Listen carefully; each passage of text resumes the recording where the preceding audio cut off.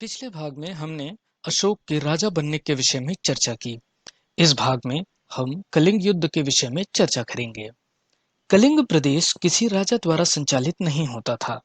मंत्रियों की एक समिति निर्णय लेती थी और उस समिति में एक प्रधान होता था जिसे कलिंग राज कहा जाता था।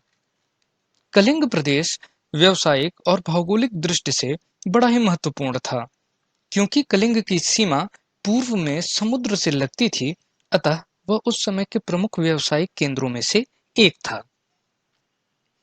राज्य की स्थिति स्थिर होते ही अशोक ने कलिंग को समर्पण के लिए संदेश भेजा, जिसे कलिंग ने अस्वीकृत कर दिया। प्रस्ताव अस्वीकृत होते ही अशोक बड़ा ही क्रोधित हुआ और कलिंग पर आक्रमण की घोषणा कर दी।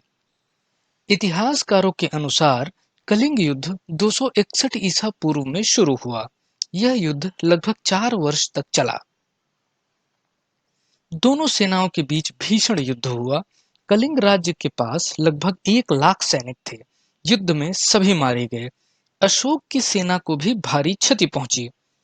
अशोक के लगभग 1.5 लाख सैनिक मारे गए। युद्ध के बाद कलिंग में कोई भी पुरुष जीवित नहीं बचा।